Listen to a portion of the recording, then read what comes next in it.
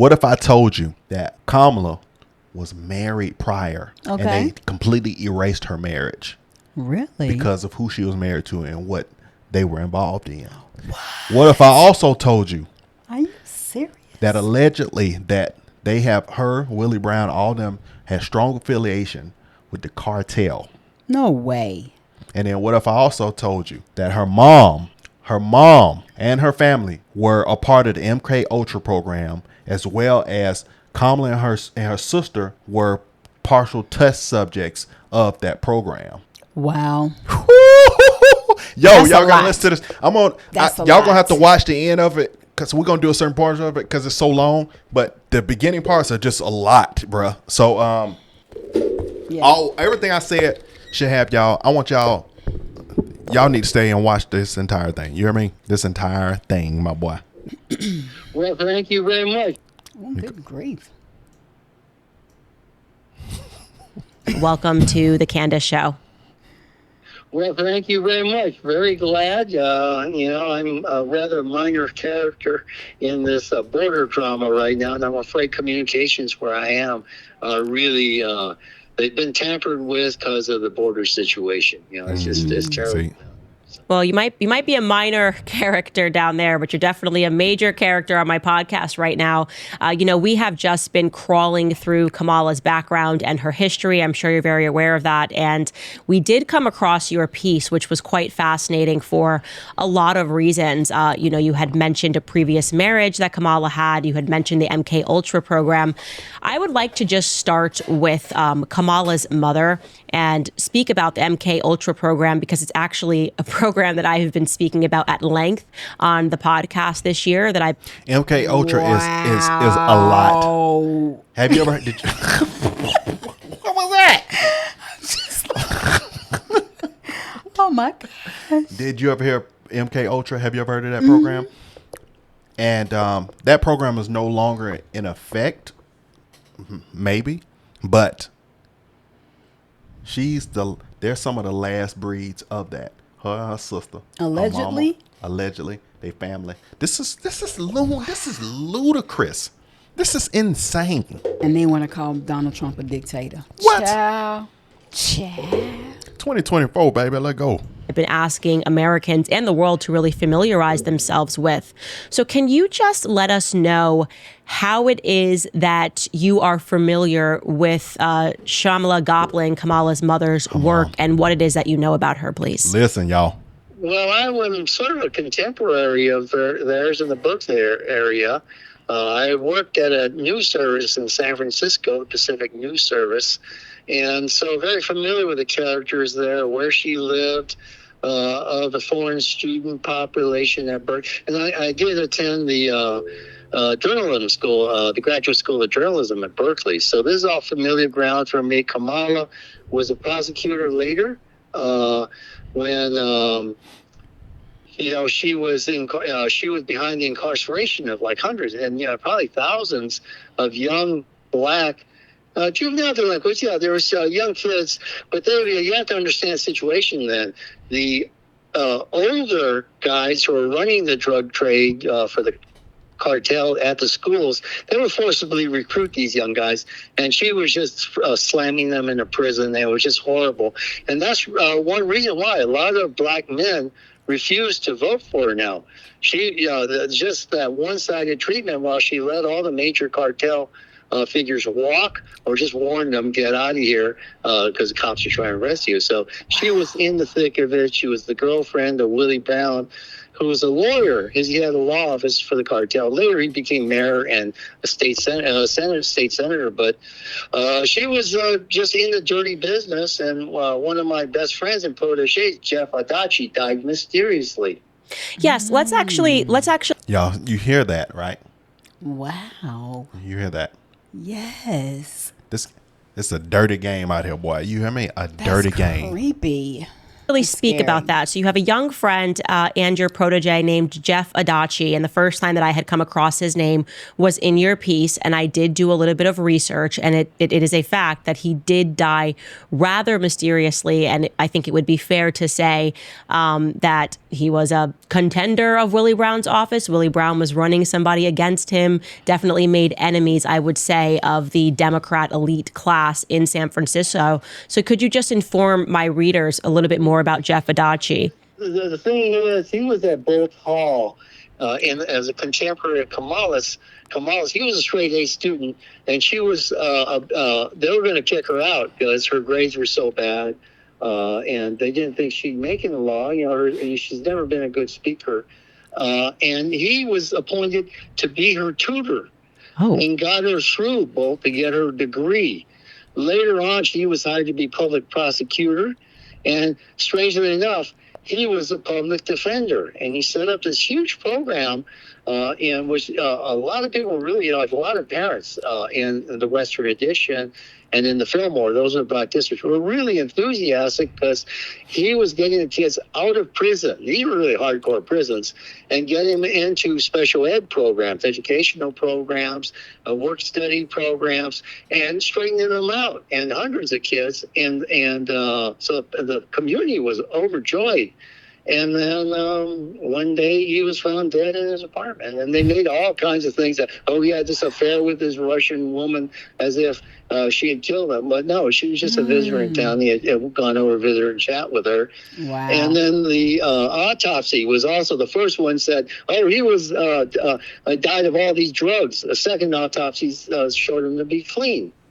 So this was just a major, I hate to use the word conspiracy, but that was a conspiracy about his murder, to eliminate the guy who knew too much about Kamala, had opposed her treatment of young people, and they offed him, basically. And it just made me think too. I told you about the MK Ultra thing that they're going to talk about, but now it makes me think it's like MK Ultra test program put the black man in jail. Think about it. Test program, test subjects. Test program, test subjects. It's kind of to me, it almost felt like a setup. Because why would a person want to put that many black men in jail? What would be their reason? Why would it affect their life? Why would they care? But if you were a test subject and you want to make more test subjects, that's what I think about. Wow. Well, you're on the right program to talk about conspiracies. I'll tell you that for free. One of the things that I've noted is that it does seem that part of this, if you want to call it a cabal, call it a mafia, one thing that they understand is to make sure that they control the medical examiner's office. And I don't think that there's any person in the entire world who would doubt that now, especially following COVID, that medical examiner offices are polluted with politics. And yes, if you're listening to this, you should look into the Jeff Adachi story. There's no question. You have a young person who has his entire life ahead of him. He dies rather suspiciously, and then the media starts throwing out all of these theories, which is what they tend to do. They create a bunch of theories so that it confuses the masses, and they look everywhere but where they should be looking. Now, I did not realize that he had helped Kamala in the past. I did not realize that they had a relationship. But you would not have gone into law without his guidance and really attention. And it took a lot of time away from him. He was not a rich person. His father was an automobile mechanic. He worked his way through school. I mean, and as a straight A student, that's just amazing. Really nice kid.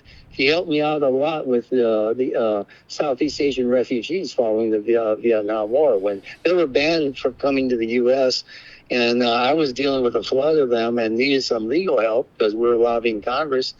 And Jeff just stepped right forward, took care of it, and really great kid. He didn't drink, didn't smoke, he really clean kid. We would go to bars in Japantown. Good singer at karaoke, but he didn't drink a drop. He was just a totally nice kid, all American. And just what was the year, by the way, in which he passed? Or around about? I think he died in the early 90s. I was by then in Japan. I had been hired after the San Francisco earthquake, major paper in Japan. So I took off, and I didn't hear about his death from my friends, because they were so tied up with it.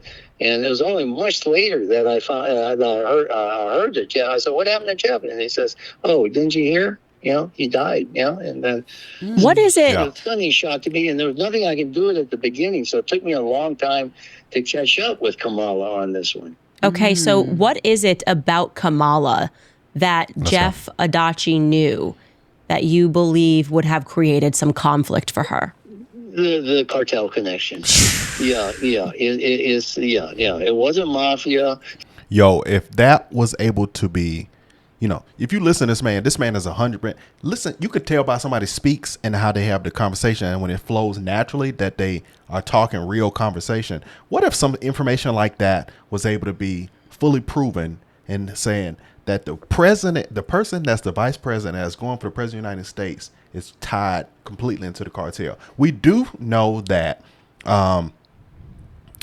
those mobs have affiliation with the U.S. because they can't flow like they back and forth without having ties within the weapons within the U.S. But what if they are big reason on certain parts of the coast where they can get in easily because of the ties that they have? That would be insane. Well, I think there are people that already know about her alleged connections and affiliations, and possibly to the cartel. But based off what he's saying, he's a journalist, and he would definitely, have a little bit more information and proof than we would. But I would say I think people may already know that and just aren't saying anything. What? I didn't know that. That was brand new. I'm not saying people like us. I'm just saying I think they're those who know, the need to knows know about that.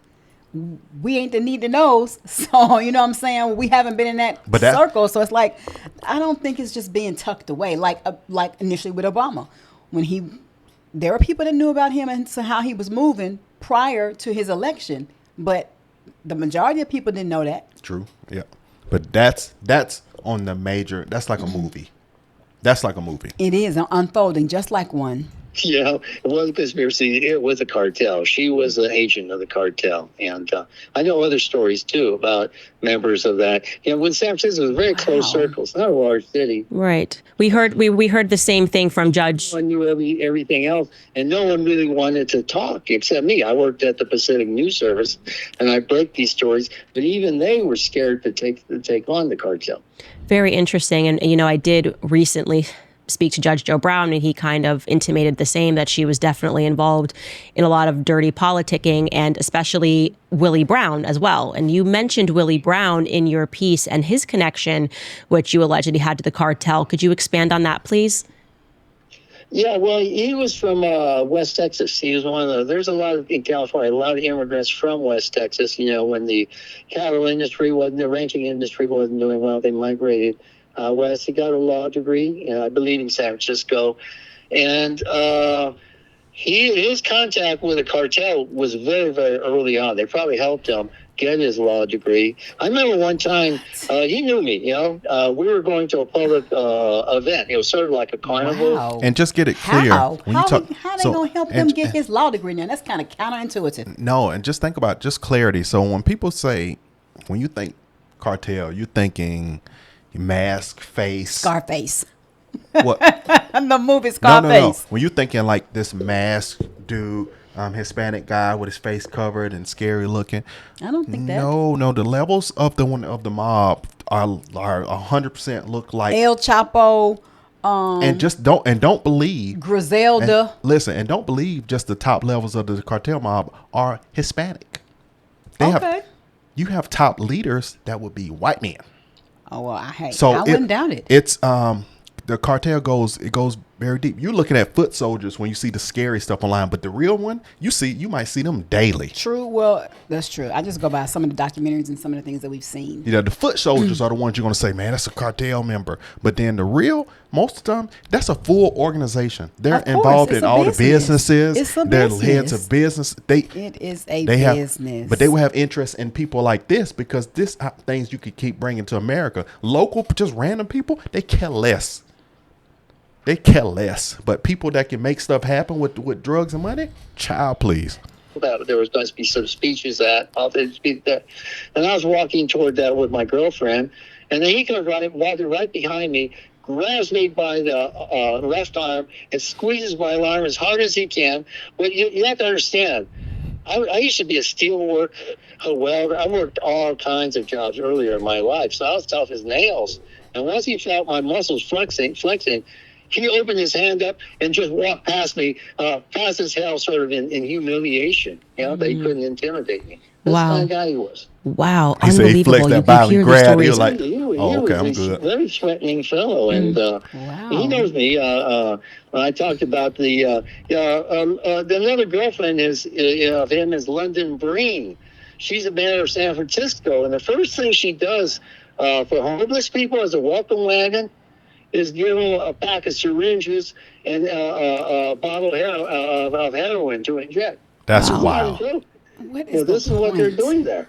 That makes so much sense, because if you're gonna be dealing with the mob, and then you start wondering, listen, think about this, babe. The mob, cartel, whichever branch of it, get their drugs. Mm-hmm. They don't make their drugs. Okay.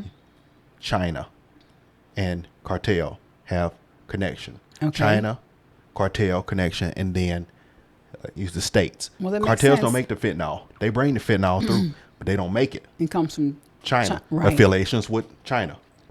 It's wild. It's like, it goes deep. right. And so working on behalf of the cartel, and we heard from Judge Joe Brown last week also that while she was in power in San Francisco, that she worked to help George Soros essentially commit legal theft by protecting one of his companies. And so we're hearing over and over again that essentially she was given power to make sure that the elites are allowed to continue these various illegal trades that they're participating in. And you seem to confirm that. I do want to...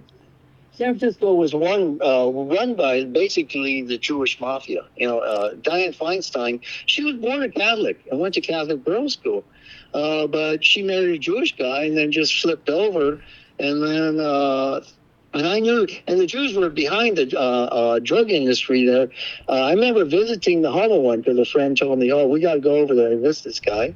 Wow. And we went there, and sure enough, he was the biggest dope dealer, distributor in San Francisco. He ran a garage, a big public garage in the middle of the city, where was a lot of money laundering. He was there right there. Oh my gosh! Counting the cash at his little desk while his wife jumped on me and started rubbing her boobs on my face. Oh, who was this? I forget his name. He was the major money launderer for the cartel, and the laundry was this huge public garage that everyone in San Francisco that parked there, because it's a very crowded city, had to use. This like 6-story garage. And then he lived on Goat Hill there in a big mansion. And I was just invited there by a friend, and, we were smoking some weed. And he was saying, this is the greatest era in American history because of heroes like, what's his name, the head of Microsoft? Mm-hmm. The head of Microsoft? Bill Gates. Bill Gates, he's a giant of American industry. And I said, this guy's out of his mind. He's smoking too much. He's smoking too much of the product that he's been selling. So, wow, he was very core to the whole Jewish lawyers, but more important, the real estate industry. Because that's why they had all the young boys arrested. They clear out the Western Addition because they want to put up nice, cute little apartments and cottages for the gays coming in from all over the country. Because they figure most of them come from rich families. They live like 5 to a house to a building, share quarters, and they're going to die of AIDS, within the next 6 years. So the house would be up for real estate again. Wow. It's really cynical. This is like a Dracula movie. It's something out of this world. Exactly. And this was America's most liberal city. All right, guys, the media has dubbed this the abortion election. We have to stand up to this evil. Any gift will happen. And he was speaking about, how the government had a hand in that. And it is, I think, for a 250 baby /Candace. That's preborn.com/Candace. Yeah, and it's like I said, it's stunning because we had Judge Joe Brown on here, and he's confirming all of the same things. He was speaking about Martin Luther King's assassination. He was speaking about, how the government had a hand in that, and it is I think for a lot of people who, over 1 million people, I think 1.5 million people have watched that episode, and they said, I feel like I'm learning American history for the first time. Right. Because you learn in your textbooks that everything was just above board, and America's just been this great country. And, it's very stunning to hear from people who grew up in these various cities about, mafia related crimes, talking about drugs, talking about the corruption of Kamala Harris and how she was in the weeds on this, and quite terrifying, knowing that she is trying to be elected as the president of the United States. I do want to shift gears and talk about her mother, because I was quite stunned by your assertion that she was involved in the MK Ultra program. And yet that to me seemed to be the only thing that made sense, because she seemed to be sort of infiltrating the civil rights movement. And I'm going, what is this alleged brilliant scientist doing, constantly involving herself in civil rights protests and making friends with these individuals? And because I'm well read on the MK Ultra program, I recognize the connection there. Can you speak about what she did, or what you are alleging she did? Yeah. Well, the first thing, but the first place, you got to understand that the Pollen clan, they were like clerks, judges, spies for the British when India was a British colony. And Miss Kamala was born when it was still a British colony. So the rest of the country was up in arms fighting against the British, but they were very, very loyal to the British intelligence service and police service in India. So this is how they all got ahead, by catering to the British. And that enabled Shyamala Gopalan, when she was, after she got her degree in Madras, India, to enter UC Berkeley, which is not the cheapest school in the universe, nor is California a really inexpensive place to go. It's one of the most expensive places. I know. I went to school there. It's very expensive there. She worked at the monkey lab there. She was into it's a real strange combination of psychology and simian studies and zoology. Okay, and she was an expert, training monkeys and all that. And Madras is an area, her hometown, where there's a lot of monkeys running around the Hindu temples and all that. And so she was very familiar and very good with them.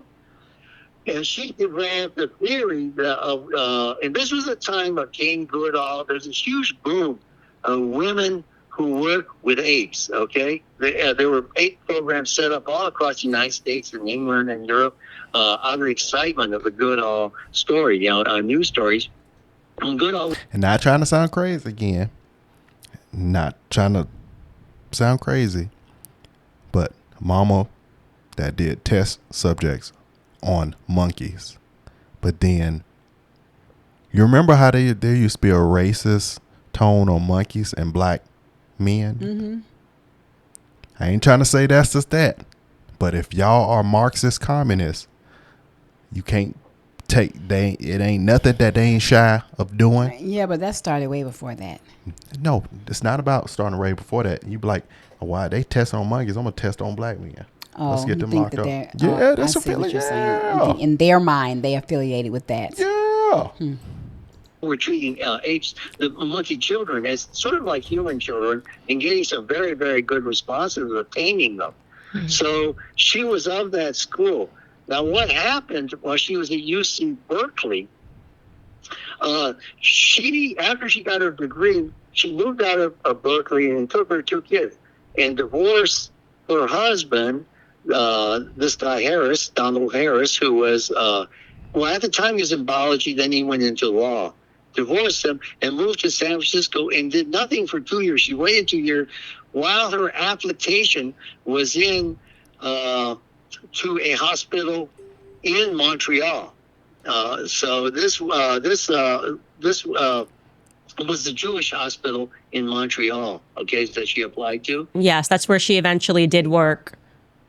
Yeah, she was eventually employed there. Process, because they had to check all your background, everything, every little detail about her. And this is because the very famous psychiatrist who really got the MK Ultra program going, Ewan Cameron, Ewan Cameron, he was a Scottish guy, a pedophile, and he was a torturer. You know, he used all sorts of drugs on victims of that program. He passed away, and there was like an 7 to 8 year hiatus. Wow. Where his program was shut down because there was no one in charge. And they had to move the program because Congress, there was a secret, not so secret. There was an investigation in Congress about MK Ultra. So the heat was on the Canadians. The UN Cameron's lab was in Montreal, okay? How are these secret organizations able to, generate themselves within a larger governed organization and function and have their own side projects? Absolutely. This is crazy. I mean, it's making me think about, I'm sorry, the Jason Bourne movies. All of those is something dealing with the CIA, FBI. I need you to watch more movies. That's got more corruption going on within there. I'm like, this is crazy, but this is for real, and you wouldn't even know. But I mean, think about this. Enemy of the State. It's so many others. Oh my gosh, this is absolutely crazy. Whomever, and how can people be so oblivion to what's going on? I mean, like, nobody is checking anybody. I mean, there's no checks and balances where these people over here are just doing this thing and you don't know nothing about it, and all these advanced servers and computers and softwares and all that you got, and you don't know these folks got a whole nother scheme or a ring going on over here doing this thing. They coming to this building doing that. I mean, they going on a different floor. I mean, I don't get it. I don't. How in the world? I think that we don't. I think people don't care. They're so caught up in their emotional. They refuse to even think that as well. It's like it's repeating itself. The same thing like Obama. The same thing like Obama. Obama was coming through. You wish somebody would be talking negative, but then you come to find out what they're saying is real truth, but you can't see it because your emotions are blinded. Exactly. This woman wants to bring in. She wants deleting babies to be top notch. She wants the alphabet community to reign. She wants the borders open. It's funny how she got Tim Walsh right on the border right there on the border. He's right there on the border of Canada. To destroy this country from the inside out. That's exactly what they're trying to do. Exactly. So the heat was on the Canadians to fess up. So they shut that lab down. There's an infamous Allen lab. And then they wanted to set up another center also connected to the University of McGill University there in Montreal. They had to have that certification. And in the meanwhile, they were trying to find the new director to take over from them. And she finally got the call. They brought her over. They set her up at another one at the Jewish Hospital, annexed. And she took charge of the monkey. Not only a monkey lab, she took charge of the patient care ward. It was a small patient care ward because that hospital, Jewish Memorial, had a psychiatric clinic also. So she worked as a psychiatrist there in a very small division, which became the Center for the Revived MK Ultra program. Okay, Wow. so I'm just going to ask a question here. So I did not realize that the person who started the program was a psychologist named Cameron. I was under the impression that the person... Ewan Cameron. Yeah, I was under the impression that it was Dr. Sidney Gottlieb who... No. Okay. Sidney Gottlieb was a golfer. He was applied. He wasn't into research. Okay. He just applied everything Cameron had developed. Okay. Use of drugs, hypnotism, light deprivation, all of those nasty techniques to destroy a human willpower. Wow. Crazy. Wow. Capture their brain. Gottlieb is a famous one, and everyone thinks MK Ultra was basically American technique. No, it came out of London. It came out of the Tavistock Institute of Sigmund Freud. Yes. World War II. I am just so shocked that you are bringing this up because I got into a lot of trouble with the media for discussing Sigmund Freud at length, and I've been doing it on this podcast. It's super important for people to learn the truth about him, that he was a person who created a method of psychology essentially to gaslight people who were in fact being molested by their own parents, and that's why he was obsessed with children and sex. And it's shocking that we learned that he's a hero in psychology, and it's just very important for people to learn the truth about him, because psychology is then, his family is then what bred propaganda. That would be the Bernays family and Edward Bernays. And you are correct. This all fits right into the MK Ultra program, which was designed to see how you could break down someone's will, how you could hypnotize them. We spoke at length on this show about how the Charles Manson murders, that was actually the CIA, and everything that the public thinks they know about that. Same areas you're talking about, San Francisco, California. These are federal agents that were obsessed with learning how to hypnotize the public, how to destroy people's will. And a big part of that was molestation. And Sigmund Freud had, in fact, written pieces about how, molesting someone when they are a child, sodomizing, they were interested in exploring how they could create psychopaths. That's also another element of these programs and psychology. And I think it's hard for people to come to terms with how evil that is. And you're now saying that Shamala got the call and she then took a part in this program of testing patients. Tell you what, this is getting deeper and deeper and deeper. Too deep. Deeper and deeper and deeper. That's all I can say. This is too deep. Deeper and deeper and deeper. Did the camera move? That's my things showing here. Yeah, it's I don't know what to say. This is kind of going far beyond what I could have ever imagined. Ever. I know corruption goes deep, but who would have ever thought? Who would have ever thought that it's going this way? It's going this way.